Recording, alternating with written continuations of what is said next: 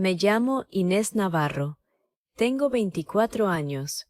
Hace 8 meses, mi padre se arrodilló delante de mí, en el suelo frío de la cocina de la casa donde crecí, llorando, temblando, suplicando, pidiéndome 240.000 euros. El mismo hombre que cuando yo tenía 17 años me miró a los ojos y me dijo: «Búscate un trabajo. La universidad no es una prioridad para ti». En aquel entonces, en mi familia, cada euro tenía un destino.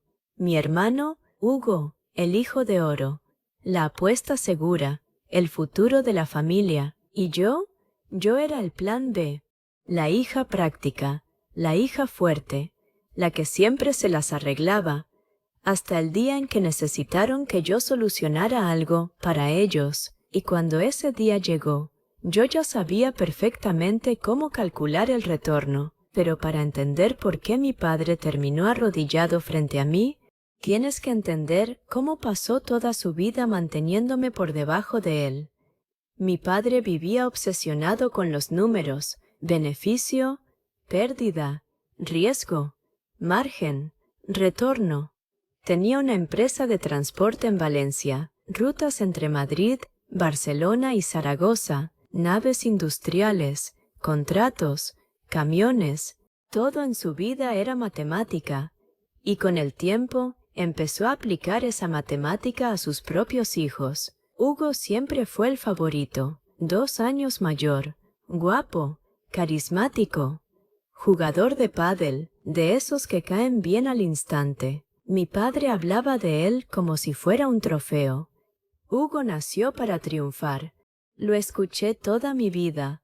Sobre mí nunca decían gran cosa. Yo era callada, organizada, responsable, nunca daba problemas. Y ese era precisamente el problema, porque cuando no das problemas, la gente deja de verte. Cuando Hugo destrozó su coche a los 16, mi padre le compró otro. Los chicos cometen errores. Cuando yo necesité cambiarme las gafas, mi madre me dijo: «Espera un poco, ahora vamos justos». Cuando Hugo suspendió matemáticas, le pagaron un profesor particular durante casi 1 año. Cuando yo pedí ayuda para un curso preparatorio para selectividad, mi padre se rió. «Tú siempre te apañas». Siempre era igual, siempre. Hasta la noche de mi último año de instituto, la noche en la que mi padre reunió a toda la familia. La mesa puesta, las hojas abiertas, mi madre emocionada, Hugo sonriendo.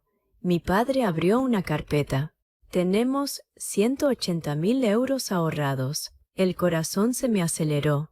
Por primera vez pensé que era para los dos, pero entonces empujó los papeles hacia Hugo. «Todo es tuyo». Mi madre rompió a llorar.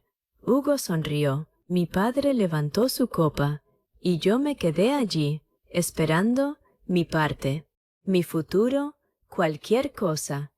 Nada llegó. Lo miré, y yo ni siquiera dudó. «Tú puedes trabajar así, frío, simple, como si fuera lo más lógico del mundo». «¿Trabajar? Eres lista, te las arreglarás». Miré a mi madre. Apartó la mirada. «Pero ese dinero», mi padre me interrumpió, «no alcanza para los dos». Y luego miró a Hugo y sonrió.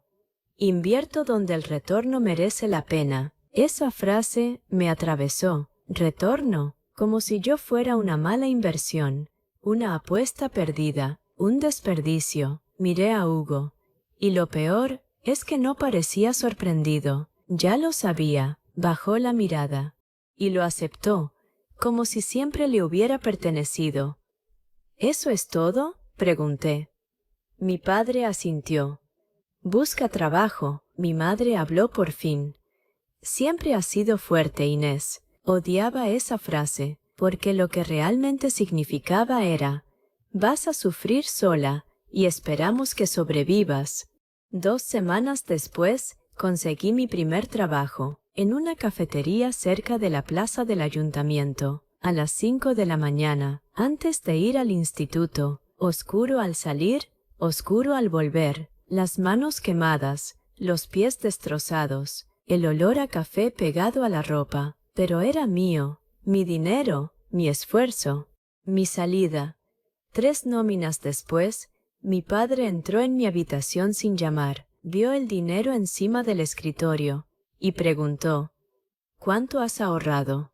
Se lo dije: 1.300 euros. Asintió, como si estuviera haciendo cálculos, y entonces dijo: «Hugo necesita comprar unos libros». Lo miré. «¿Y? Tú puedes ayudar». Me reí. Pensé que era una broma. No lo era. «Papá, ese dinero es mío». Cruzó los brazos. «Y todo lo que hay en esta casa es mío». Fue en ese instante cuando entendí algo. No les bastaba con negarme cosas. También querían quitarme lo poco que conseguía. Mi madre apareció en la puerta justo en ese momento, como si ya supiera lo que estaba pasando. «Es solo un préstamo, Inés». Préstamo. Esa palabra, tan pequeña, tan falsa. Nunca volví a ver ese dinero, ni un solo euro. Y aquello se convirtió en rutina. Libros, gasolina, tazas, viajes, ropa. Siempre Hugo, siempre urgente, siempre yo poniendo una parte. Al principio discutía.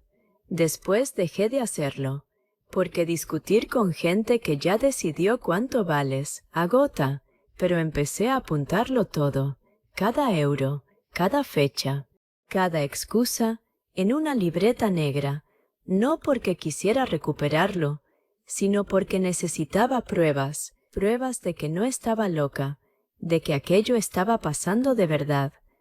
Al final del primer año de Hugo en la universidad, la cifra ya superaba los 8.000 euros. Mi dinero, mi trabajo, mi juventud, convertidos en comodidad para él. Mi padre lo llamaba contribución familiar. Familia, esa palabra empezó a sonar extraña para mí. Aquella Navidad, Hugo volvió a casa, zapatillas nuevas, reloj nuevo, abrigo nuevo, portátil nuevo, todo pagado por mis padres. Yo acababa de salir de un turno doble en la cafetería, 12 horas de pie. Cuando llegué, mi madre me dio una bolsa de plástico. Dentro estaba el abrigo viejo de Hugo. «Aún te sirve», esa frase, «aún te sirve». Me quedé mirando el abrigo, luego a él, riéndose, bebiendo, hablando de su vida en Madrid, como si el mundo entero le perteneciera. Y por primera vez sentí rabia, no tristeza, no decepción, rabia, porque la tristeza todavía espera amor. La rabia entiende la verdad, y la verdad era sencilla. No solo estaban eligiendo a Hugo, lo estaban construyendo, con pedazos de mí. En su segundo año de universidad descubrí algo por accidente. Mi madre dejó el móvil en la encimera de la cocina. La pantalla encendida era un mensaje de Hugo, una foto, Ibiza, piscina, champán, 5 amigos y un mensaje debajo: «La tarjeta de papá sigue funcionando». Me quedé helada. Seguí leyendo. Otro mensaje: «Necesito otros 2.000. El alquiler ha subido». Mentira. Lo sabía. Una amiga mía estudiaba allí. Los alquileres no habían cambiado. Mi padre respondió en menos de 1 minuto. «Hecho. Así. 2.000 euros. En segundos». Dinero que a mí me costaba meses conseguir. Y en ese instante algo cambió dentro de mí. Eso ya no era favoritismo, era desperdicio. Se estaban destruyendo por él y arrastrándome con ellos. Esa noche abrí mi libreta negra. La cifra ya superaba los 10.000 euros, más de 10.000, desaparecidos. Respiré hondo y me hice una promesa: nunca más. La semana siguiente, mi padre volvió a pedirme dinero. «Hugo tiene otra tasa de la universidad». Lo miré y dije: «No». Por primera vez, silencio, pesado. Me miró como si hubiera roto una ley. «¿Cómo?». He dicho que no. Mi madre apareció enseguida. Como siempre. Inés, solo es esta vez. Lleváis diciendo eso 2 años. Mi padre se puso rojo. Vives bajo mi techo. Y entonces dijo la frase de siempre. Después de todo lo que hacemos por ti. Casi me reí. Todo. Las gafas que tuve que esperar. El fondo universitario que me negasteis. El dinero que me quitasteis. El abrigo usado. ¿Eso era todo? Lo miré fijamente. Y dije, no hacéis nada por mí. Yo sobrevivo a pesar de vosotros. La habitación se quedó congelada. Mi padre se levantó despacio, con esa forma peligrosa, con la voz baja. No me hables así, pero esta vez ya no tenía miedo, porque cuando lo has perdido todo, el miedo pierde fuerza. Aquella misma noche me echó de casa, sin gritos, sin drama, solo dijo, si quieres actuar como adulta, vive como una. Hice 2 maletas, mi portátil, mi libreta negra, algo de ropa, y me fui, 17 años, sin casa, sin dinero, sin familia. Lloré 10 minutos en el aparcamiento, solo 10. Después paré, porque allí, por primera vez, lo vi claro. Me lo debía todo a mí misma, y a ellos, nada. Dormí en el sofá de mi amiga Lucía durante 3 meses, sin habitación, sin privacidad, sin estabilidad, pero, curiosamente, fue allí donde empezó mi vida de verdad. Lucía vivía en un piso pequeño en Ruzafa, compartido con otras 2 chicas. El sofá era duro, la cocina siempre olía a aceite y café, y el agua caliente duraba poco. Pero nadie me hacía sentir una carga, nadie me hacía sentir pequeña. Por primera vez, existía sin tener que ganarme el derecho a existir. Seguí trabajando en la cafetería, turnos dobles, estudiando de madrugada, durmiendo poco, comiendo mal, viviendo cansada. Pero ahora, todo ese esfuerzo era mío, todo, sin nadie extendiendo la mano para quitármelo. Fue en esa época cuando llegó el correo, beca completa para la Universidad Autónoma de Madrid. Matrícula, residencia, ayuda económica. Todo cubierto. Me quedé mirando la pantalla durante 5 minutos, sin respirar. Después me reí, y luego lloré, porque por primera vez en mi vida alguien apostaba por mí, sin conocerme, sin deberme nada. Solo porque veía valor. Eso me enseñó algo que nunca olvidé.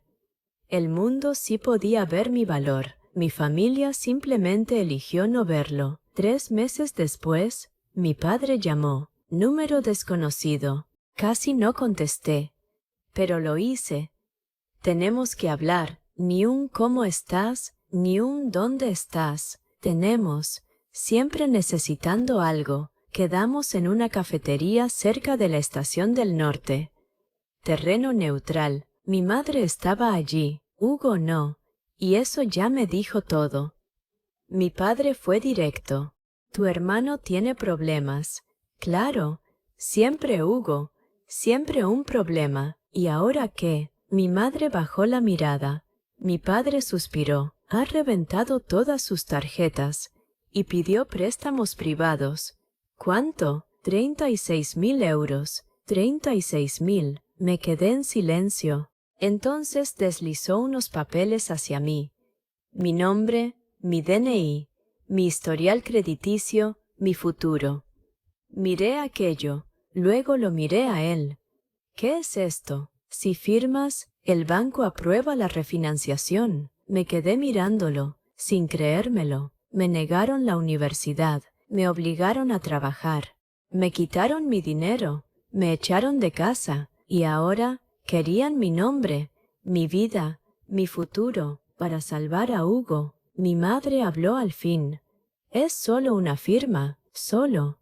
Siempre ese solo, como si fuera pequeño, como si no pudiera arruinarme. La miré. ¿Y si no paga? Silencio. Mi padre respondió, pagará. La misma fe ciega, la misma apuesta, el mismo error. Empujé los papeles de vuelta. No, mi padre endureció la cara. Estás siendo egoísta. Y me reí, de verdad, porque por fin lo entendí. Llevaban años llamándome egoísta cada vez que dejaba de sacrificarme por ellos. Lo miré y dije, supongo que aprendí de los mejores. Mi madre empezó a llorar, mi padre se puso rojo y me fui. Pero antes de salir lo escuché murmurar, «¿Te arrepentirás?» No, el que se arrepentiría sería él, solo que todavía no lo sabía. Una semana después, descubrí algo por casualidad. Instagram, perfil abierto de Hugo. Una foto en un yate, Mallorca, copas caras, relojes caros, mujeres, ni una sola clase, ni una sola universidad. El pie de foto decía, «La libertad sale cara». Algo no encajaba. Llamé a Lucía. Todavía tenía amigos en Madrid. Al día siguiente me confirmó la verdad. Hugo había dejado la universidad hacía casi 2 semestres. Nunca se lo dijo a mis padres. Seguía pidiendo dinero, libros, tasas, alquiler. Todo mentira. Mi padre estaba financiando una vida que ni siquiera existía. Y Hugo lo estaba quemando todo. Apuestas, criptomonedas, festivales, viajes, noches en Ibiza, lujo, mentiras, todo. Pensé en contárselo a mis padres, más de una vez, pero no lo hice, porque por primera vez su desastre no era mi responsabilidad, y eso fue liberador. Mientras Hugo quemaba dinero, yo construía. La universidad no fue fácil, nada lo fue. La beca cubría lo básico, pero lo básico seguía significando sobrevivir, y yo ya sabía hacerlo. Me levantaba a las 6, clases, biblioteca, trabajo, más biblioteca. Dormía 4 horas, a veces menos. Mientras otros salían por Malasaña a beber, yo me quedaba repasando artículos. Mientras Hugo subía fotos desde Marbella, yo aprendía a vivir al límite. Segundo año. Conseguí un puesto como asistente de investigación, poco dinero, pero prestigio. Tercer año. Publiqué mi primer artículo. Mi tutor me dijo algo que nunca olvidé. Trabajas como alguien que sabe lo que es perderlo todo. Y tenía razón, porque lo sabía. En cuarto, recibí una oferta de prácticas en Bruselas, política económica, muy bien pagadas. Por primera vez, el dinero dejó de significar supervivencia y empezó a significar futuro. Mi madre me escribía a veces, mensajes cortos, fríos. ¿Cómo estás? ¿Todo bien? Pero nunca preguntaba lo importante. Nunca habló de la noche en que me echaron. Nunca pidió perdón. Nunca mencionó el dinero. Era como si todo aquello hubiera sido borrado. Como si yo simplemente me hubiera ido y ellos solo hubieran cambiado los muebles de sitio, sin mí, hasta que una noche Hugo me llamó, 3 de la madrugada, borracho, riéndose. Contesté, Inés, ya lo saben. Mi cuerpo se heló. ¿Saben qué? Todo. Se volvió a reír, como si fuera divertido, como si no hubiera destruido años enteros de sus vidas. Papá está fuera de sí, y colgó. Me quedé mirando el techo. 7 años. 7 años apostándolo todo por él. 7 años tratándome como la segunda opción. Y ahora, la inversión había explotado. Pero fue peor, porque mi padre intentó salvarlo, otra vez. Pagó parte de las deudas de Hugo. Refinanció el resto. Sacó dinero de la empresa. Después pidió préstamos, luego más préstamos, y cuando eso no alcanzó, puso la casa como aval, la misma casa, la casa donde me negaron mi futuro, la casa donde me quitaron mi dinero, la casa de la que me echaron, todo para salvar a Hugo. Y Hugo desapareció, se fue a otra ciudad, dejó de contestar, desapareció durante 8 meses. Dejó a mis padres solos con todo, deudas, intereses, vergüenza, ruina. Mientras tanto, yo me graduaba, primera de mi promoción, becaria de excelencia, discurso final, y una oferta fija en Bruselas, 6 cifras, mi primer piso, mi primera vida real, todo mío, todo construido sin ellos. La noche antes de graduarme, mi madre me escribió, queremos ir, queremos, como si aún tuvieran ese derecho, como si 7 años no hubieran pasado. Casi dije que no, pero les dejé venir, porque una parte de mí quería que lo vieran, no mi éxito, sino la consecuencia. El día de la graduación, mi padre parecía más pequeño, más viejo, más cansado. Mi madre también, pero trajeron flores, y cuando vi eso, lo entendí. Seguían pensando que todo aquello era solo una etapa, que al final yo seguiría allí para salvarlo todo. Todavía no habían entendido nada.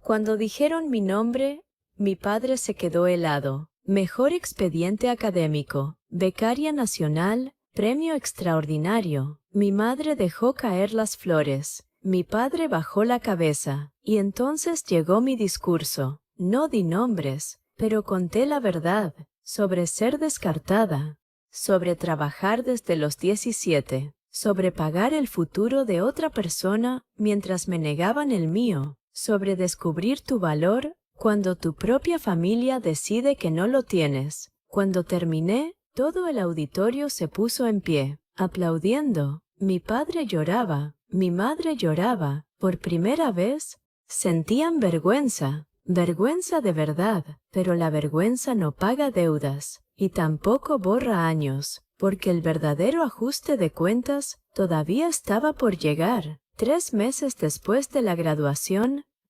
mi madre me llamó, las 6:12 de la mañana, llorando, sin poder respirar bien.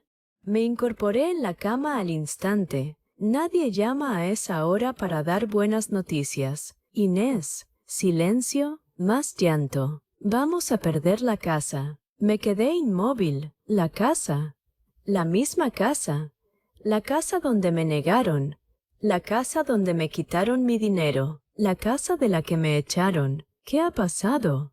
Pero en el fondo, ya lo sabía.